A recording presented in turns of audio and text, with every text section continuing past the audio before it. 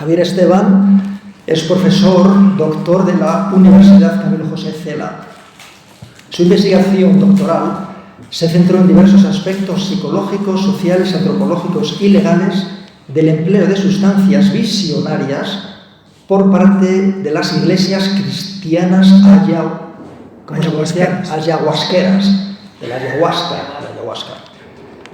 Su investigación en el marco del Máster de Psicoanálisis y Filosofía de la Cultura en la Universidad Complutense de Madrid versó sobre el trabajo de Luis Sencillo con los sueños en relación al trabajo de Freud, autor de 7 libros y 2 documentales. Seguramente algunos lo conocéis al menos de vista, sino de nombre por su prestigio también académico e intelectual, porque acompañó a Luis Sencillo y a José María Herce y Raimundo Guerra Cid al programa de Fernando Sánchez Dragó, que hoy estaba aquí invitado, que Javier había invitado aquí, pero Sánchez Dragó ya tiene 82 años y no ha podido asistir.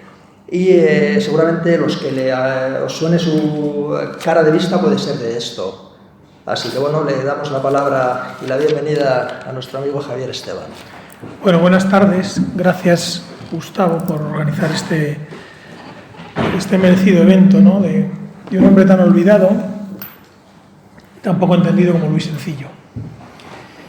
Me acuerdo cuando me encargaron que hiciera tuve el triste encargo de hacer el obituario de Luis Sencillo. En El Mundo, ¿verdad? Pero recordar que para el diario El Mundo. Y menos mal que había alguien en Redacción Nacional que se ocupaba de las editoriales, una especie de filósofo periodista, y había sido discípulo de Luis Sencillo, porque si no era imposible publicar un obituario de Luis Sencillo. A este punto de olvido había llegado Luis el año 2008, creo recordar, ¿no? Yo le conocí tarde, con un grupo de personas que vamos a hablar esta tarde. Dirigía entonces una revista universitaria y topamos a través de un estudiante muy brillante de filosofía, José Luis, que no sé si vendrá luego, topamos con Luis Sencillo y fuimos a entrevistarle a Rafa Millán, que está aquí, psicólogo, y yo. Y ese fue el primer impacto con Luis, ¿no? Un hombre que decía que hacían falta genios, decía, en esta época hacen falta genios, porque, bueno, era un momento, no sé si más crítico que hoy, yo creo que menos, pero un momento de desorientación importante, y Luis consideraba que nuestra sociedad necesitaba genios. Lo más parecido que habíamos visto a un genio era él. Pero poco a poco fuimos pasando uno a uno desfilando por el diván de Luis.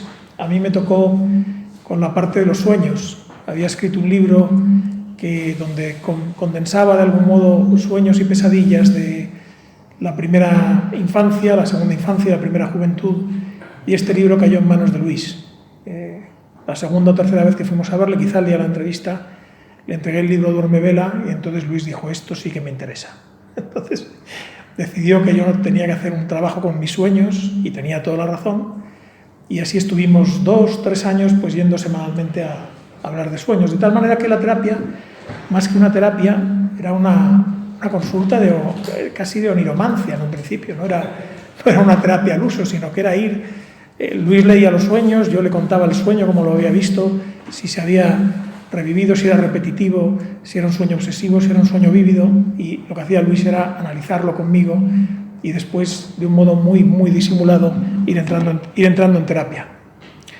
Yo no me daba cuenta ni de lo que era terapia, no tenía entonces la formación de lo que era una terapia, pero a lo largo de 3 años fui aprendiendo de sueños, creía que estaba aprendiendo de sueños y estaba aprendiendo de terapia.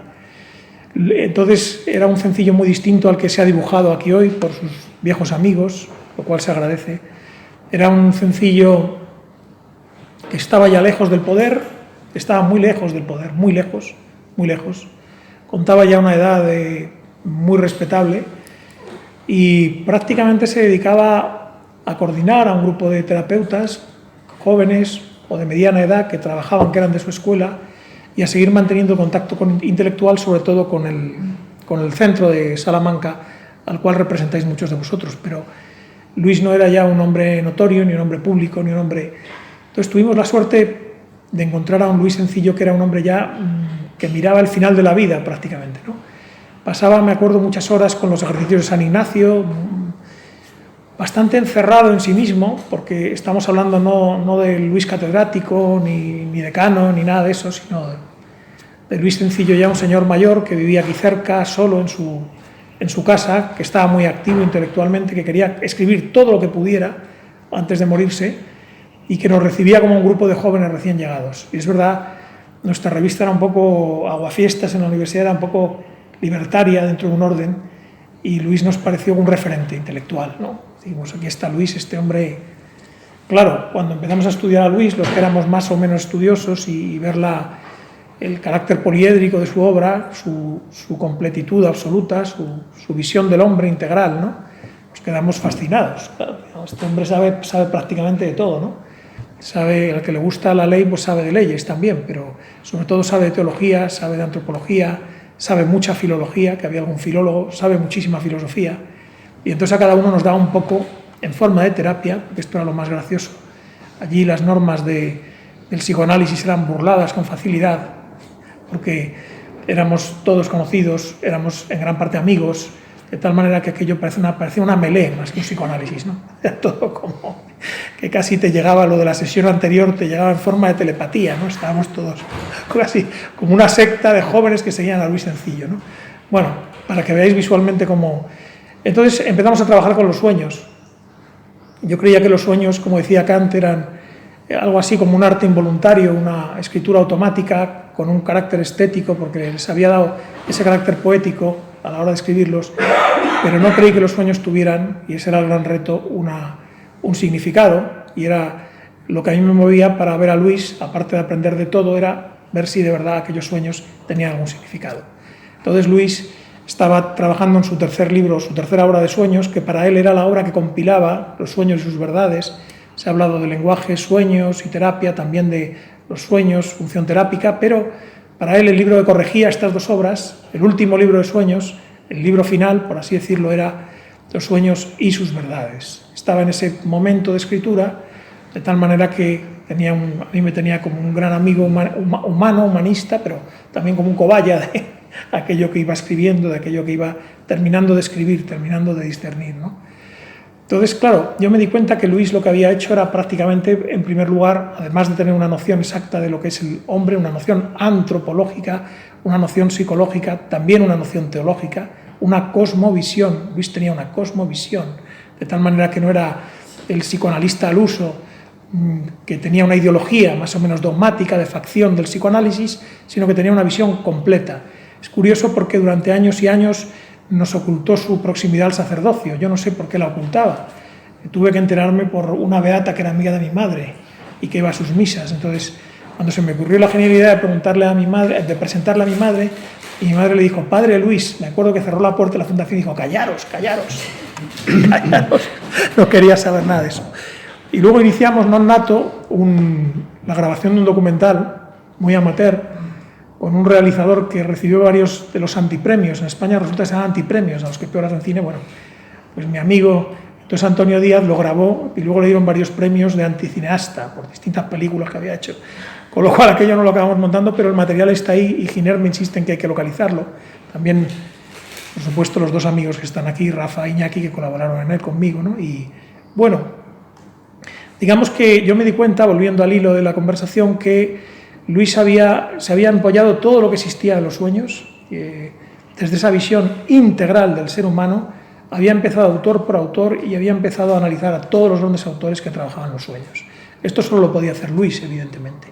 Y se había hecho algo parecido a unas herramientas metodológicas para analizar los sueños con una pretensión científica. Científica, vamos a entendernos, con una pretensión científica no matérica, con una pretensión epistemológica, si queremos, con una pretensión científica en el empleo riguroso de unas herramientas. Esto es lo que hacía Luis Cencillo con los sueños, que era algo bastante nuevo. Solo una cabeza como la suya podía hacer esto. Él aplicaba una serie de análisis, no necesariamente por orden, pero de un modo bastante ordenado, donde desde luego se pasaba de la asociación temática a la asociación emocional, de la asociación emocional a la asociación libre, pura asociación, donde entraban, por supuesto, luego en el análisis cuestiones estructurales de las que era tan amigo, como la serie de los sueños, la estructura de los sueños, la repetición de los sueños, y donde al final todo se orientaba a una orientación existencial. Él orientaba todo su análisis a la realización existencial a través de los sueños, dicho con mayúsculas. Claro, para llegar a esto, Luis evidentemente tuvo que estudiar a Freud profundamente, conocía el mundo prefreudiano de los sueños, no por la síntesis que hizo Freud en su gran obra, sino porque evidentemente Luis como antropólogo tenía acceso a los mundos imaginarios, a los mundos mágicos, a los mundos completos, a otras cosmovisiones, y esto lo tenía muy en cuenta. Tenía otro gran aliado que era la filología. Él podía, estos sueños que nos hablan en palabras, él podía a partir de una palabra generar un sueño, él podía a partir de una palabra empezar a interpretar lo que era un sueño, y tenía todas estas metodologías que aplicaba rigurosamente. Pero además tenía una visión existencial, tenía una visión teológica, era también, en cierta manera, deficitario de las escuelas existencialistas del psicoanálisis, ¿no? Lo conocía perfectamente. Y, por supuesto, había estudiado a fondo a Freud.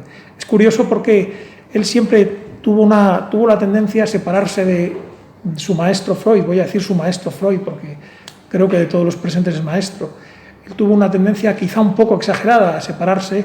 Este fue el tema de mi tesina doctoral, y luego descubrí que era mucho más parecido de lo que él decía en su manera de analizar a Freud, aunque con 2 o 3 grandes diferencias: el sueño como deseo, el contenido de lo divinal y la inexistencia para Freud de los sueños premonitorios, que para Luis era una de las claves y que lo justificaba en base a nociones de la nueva ciencia, de la cuántica concretamente. Todavía recuerdo la carcajada que hubo en el Tribunal de la Complutense cuando traté de explicar de qué manera Luis Cencillo decía que a través del inconsciente radical nos podíamos saltar, por así decirlo, la categoría temporal y podíamos ir para atrás y para adelante. La carcajada de todos aquellos científicos, entre comillas, acongojados, que dirigía un nietzscheano que se levantó y dijo: bueno, la ciencia ficción se la dejamos al señor Cencillo, ¿no? Había afortunadamente varios discípulos de Luis cerca del tribunal y en el propio máster de psicoanálisis, y así se salvó la situación.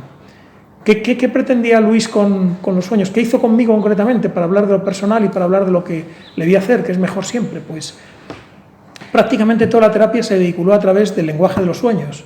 Yo le contaba un sueño, él de algún modo percibía ese sueño, se compartía el inconsciente sobre ese sueño. Muchas veces él se metía en mis sueños, alguna vez yo me metía en sus sueños, y prácticamente iba desgranando a diferentes niveles, a través de mi persona, lógicamente, lo que esos sueños significaban. De manera impresionante, la terapia se fue articulando como si fuera un puro relato. Es decir, había sueños que al principio parecían caóticos, los de aquellos años, más joven, pero iban tomando un sentido, iban tomando una orientación, y en ese momento de mi vida, que era un momento muy particular, de cambio de orientaciones, de personas, de intereses, de vínculos, el análisis de Luis fue absolutamente certero. Hubo un sueño en concreto que era un sueño en un aeropuerto con una pérdida de avión, clásico sueño de angustia, para entendernos, pero en ese sueño de angustia había una serie de elementos, de personajes que salían de la infancia, una serie de cosas sorprendentes, como que a través de los billetes de avión que me ofrecían se podía viajar a todas partes. Esto le hubiera gustado a Giner, como sus documentales. Y Luis supo enmarcar perfectamente el sueño en la existencia, concretamente en mi existencia. Esa fue la lección que yo aprendí de Luis Cencillo. Para eso hacía falta saber mucho, tener un concepto, como digo, del hombre, de la historia, de la filosofía, de la teología, y luego hacía falta tener una estructura psicoanalítica muy poderosa. Luis otorgaba 4 funciones a los sueños: una era la cognitiva, otra era la terápica, pero había otras 2 funciones, una que estaba vinculada con el autoconocimiento, con lo que él llamaba el autoconocimiento, más allá del conocimiento, había una función transferencial también, y luego dibujaba, no sé si os acordáis, dibujaba ese mapa del inconsciente, casi era una cebolla con capas más que un lugar de lugares, donde estaba el inconsciente radical, pero también estaba el sémico, de donde brotaba el lenguaje poético, donde brotaba el lenguaje de imágenes, de donde brotaba el lenguaje de lo inconsciente, también el lenguaje de los sueños. Estaba su famosa noción de inconsciente radical, muy discutida, pero muy rica, porque en el inconsciente radical yo creo que Luis había metido lo mejor de Jung, sin lugar a dudas, aquello que era más coherente de Jung. Lo digo con todo mi respeto por la obra de Jung y los junguianos, pero lo que era más coherente lo había metido en el inconsciente radical. Es verdad que eso ya estaba un poco señalado por Freud, con la filogénesis de la ontogénesis, que esa cosa adquirida, esa cosa de especie, esa cosa simbólica, eso que nos aproxima a los arquetipos, eso que nos aproxima a las estructuras de pensamiento, lógicamente estaría en el inconsciente radical, ¿no? Y luego tenía la noción también del inconsciente pulsional, y ahí era puramente freudiano. Yo me acuerdo que en broma le llamamos el tren de la bruja, ¿no? O sea, cuando no es castración, es el susto, es tánatos, pero desde luego conocía muy bien este inconsciente y hablaba también del inconsciente afectivo. Yo creo que por inconsciente afectivo él había conectado con gran parte no de la psicología, sino de la terapia gestáltica, ¿vale? Yo he seguido, por mi parte, intentando, no voy a decir actualizar, que resultaría pedante, pero sí profundizar en la medida de lo posible en el estudio de Luis sobre los sueños. Preparo un trabajo para la editorial Cairós sobre lo mismo. Diría que a Luis Cencillo, siendo antropólogo, curiosamente se le escapó un poco el trabajo de sueño con grupos. Esto se le escapó, a pesar de que era conocedor de los ENOI, de que era conocedor de las tesis californianas, neoyunguianas, de cómo se trabajan los grupos con sueños, de cómo el sueño se puede compartir, de cómo ven más un grupo de personas, de cómo se trabaja un sueño en grupo, pero a mí nunca me lo reveló y que yo sepa no lo practicó. Sé que sí con 2 o 3 personas, pero no realizó el sueño en grupo. Y luego él tenía una prevención, que es una prevención muy propia del psicoanálisis, que era para nada tratar de forzar el sueño, ni siquiera con la incubación. No era muy amigo de la incubación, Luis, mucho menos de los sueños lúcidos, porque los despreciaba bastante en el sentido de que tenía razón, de que el sueño lúcido, si lo conseguimos inducir y manejar, lo que hace es dar órdenes casi, no quiero, pero casi de un modo pseudo-hipnótico, voy a decir, a una capa del inconsciente. Hay una parte de nosotros que obedece como un caniche y nosotros evidentemente podemos modificar nuestros sueños, pero eso no es saber lo que el profundo inconsciente nos está diciendo, de tal manera que Luis no quiso entrar ahí. Tampoco quiso entrar Luis en la representación de los sueños. Le parecía, ahí salía el antropólogo y le parecía que el sueño, sobre todo el lenguaje, era un recuerdo de unas imágenes, de un lenguaje, pero que ese recuerdo decía que guardarlo casi como en una vasija, como si fuera una joya, como si fuera una pieza de arqueología, una mandíbula, un diente milenario, un tesoro en sí mismo, y no convenía representar el sueño, porque ya sería otra cosa que el sueño. Y yo creo que tenía razón. Sería otra cosa del sueño, pero también sería una manera de asociar. Lo que quiero decir es que también es una manera de asociar la representación del sueño y que puede tener como, y esto sí es enseñanza pura de Luis, como el sueño es polisémico y tiene muchas capas, puede tener otra manera de interpretarse. Un sueño como una carta de tarot o como un cuadro del Bosco o como una caracola del mar puede tener muchas interpretaciones, es polisémico, como toda imagen. Tenemos que ver en qué nivel de interpretación o cuál es el nivel de interpretación que nos sugiere la asociación del paciente, porque es en el que tenemos que trabajar y en el que le diga algo para el aquí y el ahora. Eso sí lo había cogido Luis muy bien, había cogido lo gestáltico de una manera maravillosa. Le oí muy poco hablar de neurociencia a Luis, quizá le pilló mayor ya. El sarampión de la neurociencia, que en Estados Unidos estaba a pleno rendimiento ya en los años 70-80, habló de Alan Hobson y toda su escuela de sueños, no de los californianos, sino de los neurocientíficos, pero sí que hablaba de la ciencia y sí que hablaba de los límites de la ciencia para interpretar los sueños. Solía contarnos aquella anécdota de si los sueños se pesaran, si los sueños se pudieran guardar y se midieran, si los sueños fueran como mocos, me habrían dado el premio Nobel. Eso decía, ¿no? Entre broma y seriedad, ¿no? Que decía que los sueños no son matéricos, son una energía sutil, que la ciencia empírica, tal y como la hemos conocido como ciencia empírica, no podía llegar a los sueños. Él intentaba tirar de la cuántica, de un modo muy aventajado para su momento, y él lo intentaba relacionar por ahí, pero tampoco desarrolló ese trabajo de un modo, es otro campo que quedó abierto, ¿no? Se atrevió a decir algunas cosas. Yo creo que Luis era un hombre y voy a contar un par de sueños suyos y con eso acabo, era un hombre con sus temores sociales, con sus temores al que dirán, ¿no? Recuerdo, porque claro, al final de la terapia no es que yo analizara sus sueños, pero él también contaba sus sueños, ¿no?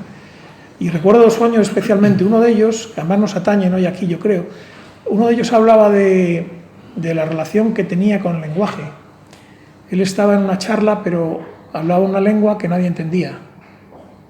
Y esto era algo que le impresionaba, ¿no? Entonces empezaba a asociar y decía, bueno, claro, pero es que yo le decía, hombre, yo desde mi punto de vista creo que quizá podían ganar claridad tus libros, ¿no? No estábamos en terapia, estábamos hablando de un sueño, ¿no? Y claro, él se veía un poco encorsetado por la pseudodictadura científica al expresarse en ciertos términos, ¿no? Es decir, Habla poco de alma Luis Sencillo, por ejemplo, ¿no? Hoy en día está muy en boga hablar de alma, pero Luis era resistente a hablar de alma, ¿no? Este era un sueño como de que no podía comunicar lo que él sabía. Era un sueño de un deseo, claro, pero era un sueño de angustia, donde él trataba de comunicar y no era recibido lo que trataba de comunicar. Sueño curioso. Y el segundo sueño era un sueño... Él entonces había practicado con todo esto que se ha comentado antes, su trabajo con la homosexualidad, que es un trabajo muy considerable el que hizo. Pues tuvo un incidente con dos personas, con una pareja de homosexuales, que decidieron hacerle chantaje. Y este chantaje afortunadamente acabó en comisaría, pero contra ellos, no contra Luis, ¿no? Pero Luis, por su bonomía había cedido demasiado y pues si le pedían dinero se lo dejaba de un modo altruista, pero se generó una dinámica de chantaje, ¿no? Entonces tuvo un sueño en el cual él salía en público como si le hubiera cogido la Inquisición dentro de una jaulita y la gente le tiraba excrementos encima y todo eso, ¿no? Y entonces le encerraban en una cueva que se llamaba Olvido. Y esta era otra de las grandes obsesiones de Luis, el ser olvidado, en que no quedara nada de él. Estaba convencido de que iba a haber un escándalo y de que ese escándalo le iba a llevar al olvido, ¿no?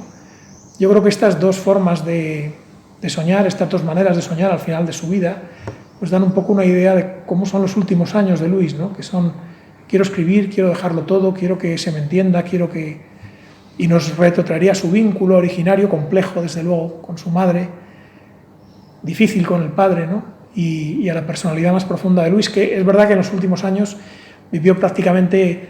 A nosotros nos cobraba muy poco, tampoco éramos gente de dinero entonces, ni a muchos ni les cobraba realmente. Tenía aquello, ya era una consulta casi caritativa, ¿no? Y tenía este amigo suyo, Paco se llamaba, ¿no? Con el que iba... Sí. Paco, que está ahí, no te había reconocido. Que se iba de vacaciones a La Mancha, ¿no? Era todo su lujo era irse unos días a Caballeros, ¿no? Y vivir en el sótano de la casa que tenía aquí al lado, ¿no? Él tenía una seria duda de que sus ideas fueran entendidas y de que sus ideas pudieran persistir en el tiempo, ¿no? Este es un poco mi recuerdo de Luis y lo que he visto que él trabajara con los sueños. Fue especialmente brillante a la hora de expresar cómo nacen los sueños, cómo se generan. Su explicación, que parece sencilla, yo no la he visto a ese nivel en ningún libro de sueños y he leído muchísimos, de cómo captamos, de cómo somos una antena que capta, cómo además de lo que captamos tenemos cosas dentro, filogénesis, ontogénesis, estamos ahí, cómo transformamos a través del inconsciente sémico esto, cómo se manifiesta en imágenes, cómo se socializa a través de un lenguaje y cómo puede ser interpretado. Todo ese proceso me parece una obra de arte que hace Luis en Los sueños y sus verdades, su último libro. No me parece la única, su asignación de 4 funciones al sueño y su trabajo y relación de sueño y terapia, que yo tuve la suerte de vivir en persona, me parecen obras únicas. Me parece que, yo siempre lo digo en los círculos de sueños, quien quiera saber de sueños, que no vaya solamente a Freud, que se va a perder, o que no vaya a Jung. Tiene alguien que ha traducido todo esto, que ha hecho un servicio, que ha hecho un verdadero servicio a la inteligencia humana y a la inteligencia española, por qué no decirlo, porque es de los pocos inteligentes que hemos tenido a ese nivel, con lo cual hay que reconocérselo, ¿no? Y la obra de Luis está ahí. Yo siempre se lo digo a la gente, estos 3 libros de sueños, fundamentalmente este, es impresionante. Y La noción del hombre es un libro que se debería estudiar en los institutos. Es decir, Luis tiene 10, 15 obras que son de quitarse el sombrero, ¿no? Muy poco estudiadas, muy poco difundidas. Y bueno, creo que es tarea un poco de todos, ¿no? De colaborar con la Fundación, amigos, discípulos, en fin, colegas, para que esto no sea así. Muchas gracias.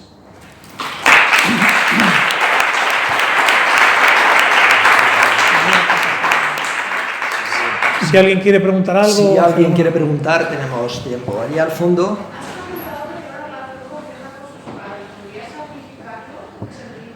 Bueno, yo creo que esto está en un libro que todavía no he podido leer, que es El viso republicano. Yo hablo de lo que él me contaba, de cómo su padre había sido una figura pues dedicada a la empresa y de cómo su madre se había mantenido en lo afectivo a una cierta distancia de él, ¿no?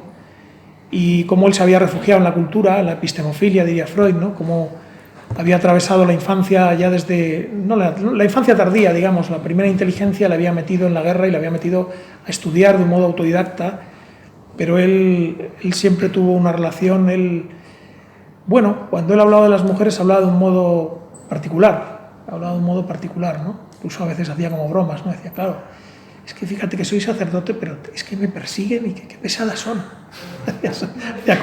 Tenía esas anécdotas, ¿no? Ya era muy mayor Luis, ¿no? Le daba igual todo un poco, ¿no? Y hacía esa como... Y su padre no era un modelo, porque su padre debía ser un hombre pues, muy rígido de empresa, ¿no? Debía ser un eneatipo que no tenía nada que ver con el suyo, ¿no? Es curioso, eso se estudia un poco de Luis, ¿no? La personalidad y...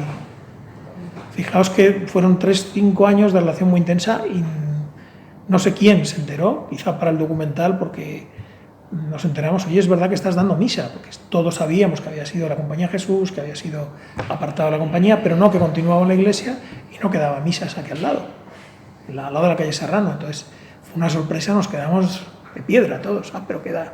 Y de hecho lo último que grabamos, ojalá se pueda recuperar ese material, es él dando misa, ¿no? Con un discurso absolutamente incendiario. Que si el obispo, que si los pobres, que si... Bueno, soltó un mitin, una perorata allí, que yo me quedé diciendo, pero bueno, vamos, que parecía un cura comunista. Sí, que no era nada, no era marxista, Luis, ¿no? Tenía la formación estructuralista y marxista, pero no era marxista, ¿no? Perdón. Alejandro. Respecto a la relación de Luis con la madre, o al menos lo que a mí me dejó entrever en esa época. Nosotros, con algunos compañeros por aquí, fuimos los últimos alumnos de Luis, y ya directamente yo. Y nosotros acabamos de llegar a Madrid, Marta y yo, y teníamos los domingos libres. Entonces los domingos, como teníamos mucho tiempo libre, estudiábamos. Y entonces íbamos con Luis los domingos, pasábamos ahí un rato, y en una época en la que yo iba mucho, como si tuviese un abuelo extraño, ¿no? O sea que no terminaba de maestro abuelo. Y él estaba pintando un cuadro de su madre. Y estaba, ya era pues justo ese año, justo el año que murió, ¿no? Entonces estaba insistentemente pintando, no sé si alguno de vosotros lo llegó a ver, ¿no? Sí. Pintando una y otra vez el cuadro de la madre. Y era como, no sé, como si quisiera detener en el tiempo, o sea, como si quisiera reconstruir una imagen que llevase al otro lado, ¿no? Era como esa insistencia constante, y ibas ahí, lo veías y tampoco, o sea, él pasaba aquí, en el fondo se dedicaba a pintar a la madre porque tenían una misión de reconstruir algo ahí para él. Era muy bonito, algo pasaría, probablemente mucho de lo que pasaría se lo llevaría él, pero el final de reivindicarla, me parece que él desde fuera lo habría analizado de alguna manera, que habría dado sentido a su plática. Muchas gracias.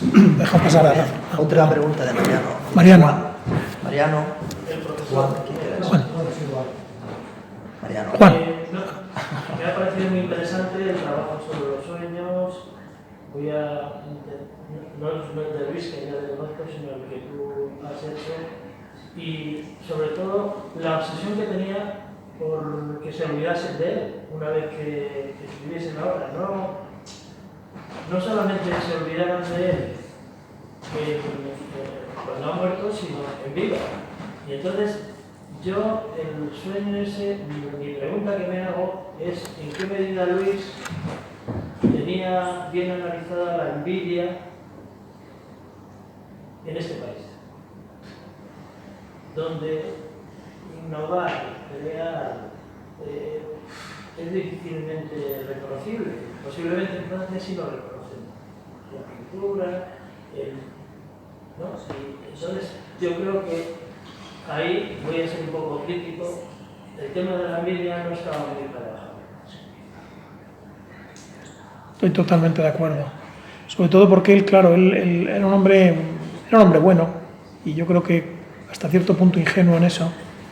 Todas las tropelías universitarias que le hicieron, y bueno, realmente es que tenía una posición difícil, que es la posición de ser libre. Entonces las escuelas dominantes eran las escuelas dominantes, como siempre las ha habido y las sigue habiendo, claro, y él no era un no adscrito, y además tenía unas paradojas personales fuertes.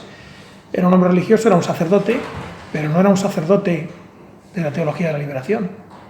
Podía haber sido un sacerdote de izquierdas y estar enmarcado ahí, seguramente tendría su escuela por ahí, muy poderosa. Al mismo tiempo era un intelectual, pero era un intelectual cristiano, por eso cuando Sabater le llama cura en aquel tribunal, se genera ahí una dinámica donde en el fondo nadie le acepta, ni le va a aceptar lo que era la línea católica opusdeísta, digamos, del momento, ni le va a aceptar el nuevo PSOE que estaba llegando, o los marxistas, ¿no? Ni desde luego el Partido Comunista, aunque él conociera el marxismo y el estructuralismo y hubiera leído Hegel, pero no era un hombre de ascribirse a nada. Y yo creo que un poco esto le ocurrió ya en la Compañía de Jesús, donde se le ordenó de algún modo que dejara de estudiar y él no quiso. Algo de envidia sí ha habido, sí, desde luego, porque el olvido ha sido completo. El olvido ha sido completo. De todas formas, Luis siempre ha escapado de eso, porque los jesuitas en Alemania lo querían meter, un jesuita de Salamanca, lo quería meter en derecho administrativo, imaginaros. O sea, entonces Luis, certeramente, con toda esa alegría, que eran de los jesuitas, con este grupo, y le aconsejaron, y dice, mira, sal de Alemania, no consultes nada de nada. Y escapó. Y fue consecuente consigo mismo. Es decir, Luis es que era en ese sentido muy rebelde, quizá no tenía analizada bien la envidia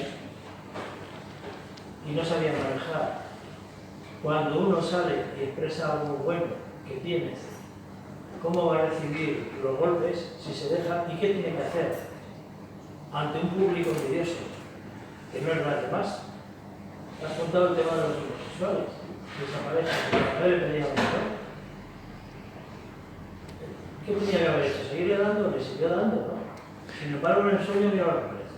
Él tenía miedo, pero Claro, no es que tuviera miedo, es que tenía una mezcla de compasión y de miedo, pero todo era una gran burbuja realmente, porque en cuanto apareció la policía, la persona que le chantajeaba lo reconoció el chantaje y era todo falso, ¿no? Pero él tenía miedo a que le hicieran daño a su imagen. Tenía miedo a que le hicieran daño a su imagen. Él estaba bastante preocupado por su imagen. Hasta el final, ¿no? Bueno. Sí, es la dimensión siempre de la independencia frente a los medios de comunicación, que por eso ha sido olvidado, no así Sabater, que utilizaba medios de comunicación como el país, etc., o Gustavo Bueno, que sí les gustaba estar en la aureola, bueno, el icono que hay que reverenciar, que dominaba más o menos los departamentos militares. Por otra parte, se enfrentaba con el Opus Dei, clarísimo en la Facultad de Filosofía, con Miriam Puelles, el departamento donde luego han surgido personas que han trabajado en la lógica matemática, como Antonio Benítez, precisamente muy ligado a Sencillo, o sea, y otras personas.